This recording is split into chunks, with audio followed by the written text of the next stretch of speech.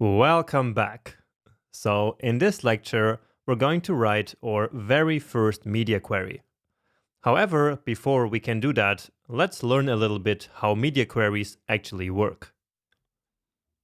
And what I'm going to show you here is how media queries work with the max width property, which is what we use in desktop first strategies. So that is exactly what we're doing in this case. But remember that there is also the mobile first strategy. And so there we do use media queries with min width. But anyway, that's not really important now. And so let's talk about media queries with max width right here. So let's say that we wanted to apply a certain style for the range between 0 and 600 pixels. So then we could write a media query like this. So we would write @media and then max width 600 pixels. So basically, this media query checks if the current viewport width is smaller or equal than 600 pixels. And if it is, then all the CSS code that is in this media query will apply. And if not, well, then that code that is in the media query will not apply. So what this means is that the max width is 600 because 600 is the maximum width at which the media query still works, so where it still applies. Now after 600 pixels, for example at 700 pixels, it stops working. So the code is no longer going to be applied then. Alright? Now let's try another one, because of course we can create more than just one media query. So for example, if we wanted to cover the space from 0 to 1200 pixels, we would write a media query like this. So now we have max width to 1200 pixels, and so this media query basically asks the question, is the width less or equal than 1200 pixels? And so if it is, then of course this code that is in this media query will be applied. Alright, now inside these media queries here, we simply overwrite some specific parts of the global CSS, so the code that is outside of any media query. But all the rest of the global code will of course still apply. And so you can think of media queries as tools for basically overriding specific parts of our CSS at certain viewport width. Okay, but anyway, switching back to our two media query examples here, maybe you are wondering what happens if, for example, a certain phone has a width of 400 pixels. So which media query will apply now in this situation? And that is, of course, an excellent question. And the answer is indeed simple. So both queries will apply because both of the conditions are actually true, right? So these 400 pixels are less than 600 pixels, and they're also less than 1200 pixels. And so the code in both media queries will be applied. Now, if you have conflicting CSS declarations in these queries, which is in fact usually the case, then the one which appears last in the code is the one that will apply. But now another example, this time with a phone of 1000 pixels of width, or maybe actually a tablet.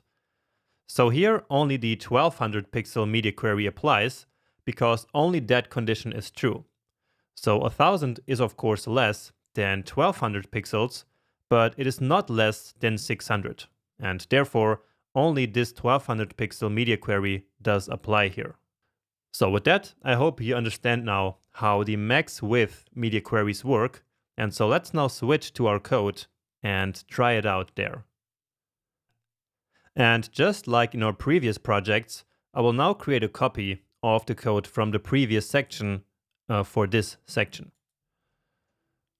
So basically, I will build on the code, of course, from the previous section to now build the responsive OmniFoot version. So let's call this one here responsive. But of course, you can simply keep working on the same code that you had in the previous section. So for you, there's no need to create a new folder here. I'm just doing that so that in the end, I can share the code with you nicely separated. So I can just drag that code here onto this icon, and then here we go. All right, so here is our index.html again. And then let's open this one to the other side, and the same for general. Okay. Also, let's go live here, just to open a new tab. And it is still the same here. Let's just reload, and there we go. So it's still the same port, so I can still use this one here because it is also on port 5500. So this port number here needs to be the same one as down here. All right. But anyway, let's now write our first media query here. And what I'm going to do here is to change some background color maybe. So here at this section hero. So add media and then max width. And let's try the ones that we just saw. So 1200 pixels. And for now, I'm back to using pixels here, but we will change that in a second. Or maybe just in the next lecture. But here, let's keep rolling now with pixels.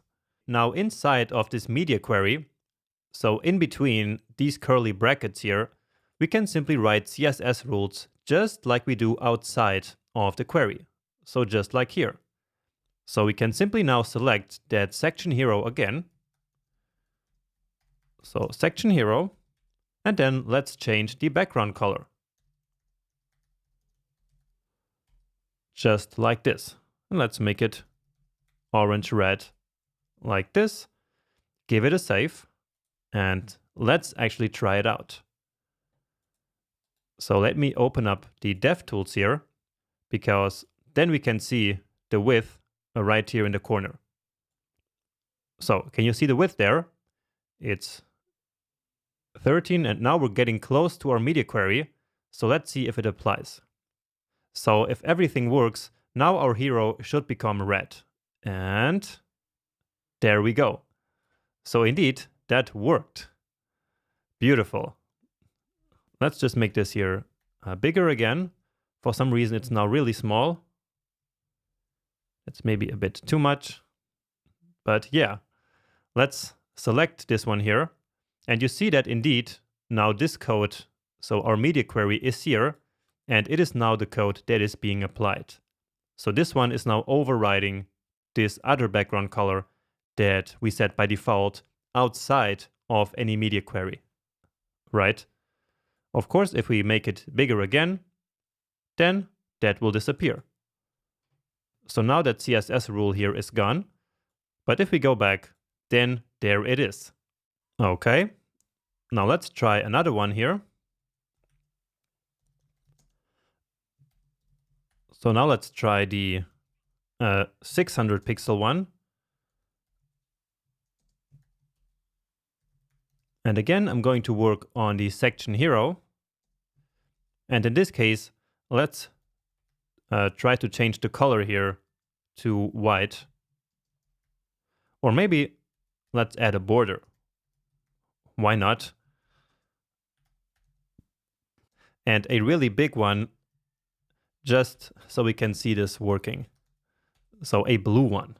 So making this like really, really ugly on purpose. Okay, so let's see. So we're still far away from 600, but as we approach it, let's see, almost there, and there we go.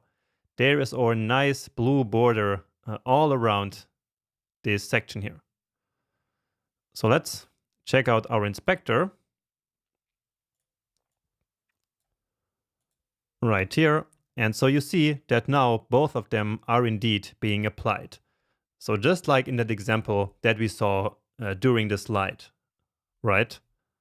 But now let's try another thing, which is to add a conflicting CSS declaration. So let's say that we wanted the background color to be blue starting at 600 pixels, right? So let's see. And so indeed, now the blue is being applied and it is overriding the orange red here from before. So hopefully you can see that. So let's make it even bigger. So these DevTools, they become really, really important as we start building our responsive version here. So you see that the background color now has been defined 3 times. So first, it has been overwritten by this one here at 1200 pixels, but now 600 pixels, since it appears later in the code, is now the one that is being applied. So of course, before the 600, it will become orange, because now that other media query is not yet being applied. So in this situation, only the 1200 pixel query is being applied, but then of course at 600, both of them are being applied. And so then when there is conflicts like here, then the last one is being applied. And let me actually prove that to you, because if we move this one here back, so if we switch them basically, then, well, here you immediately see it, that it is now still the orange one who is being applied all the way from 1200 to, well, to 600 and less, right? So of course, the blue border is still being applied because there is no conflict there. But then here, with the background color, of course, there is a conflict. And so now it is this one who is being applied simply because it appears less in our code. Okay. And with this, hopefully you understood the fundamentals of media queries. Now, usually during development, we keep this window here big. And instead, what we do, we click on this icon here. So to toggle this device toolbar. And so what this gives us is basically a way to simulate smaller viewports right here. So without having to manually resize the browser all the time. So here in this menu, we can select from different devices. And so then we get basically the dimensions of those devices. So the iPhone 6 Plus, for example, has a width of 414 and a height of 736. And yeah, here you have all these different devices, the iPhone X, for example. But the one that we are interested in here for now is simply this one here. So simply responsive, because then we can drag our size as we wish. So just like this. And here we then have also this scale factor. So we can like set this to 75, and then we can nicely see what's going on at different viewports. So let's see. And indeed, now our media query is being applied because we just passed our 600 threshold here. So see, it changes exactly at 600. So we can even manually set that here to 600. And then there we go. So at 600 it applies, but not at 601. All right, so this is the tooling for media queries, and you also already learned how they work. Now in the next lecture, we will figure out which breakpoints, so which width here we should actually use in our design. Because there are of course many different ways in which we can select these. So 600 and 1200 are just some examples, but we could use any value here, of course. So this could just be like 857, or really whatever we wanted. So how do we know which values we should choose here, and also how many media queries we should write? Well, let's learn that, as I just said, in the next lecture.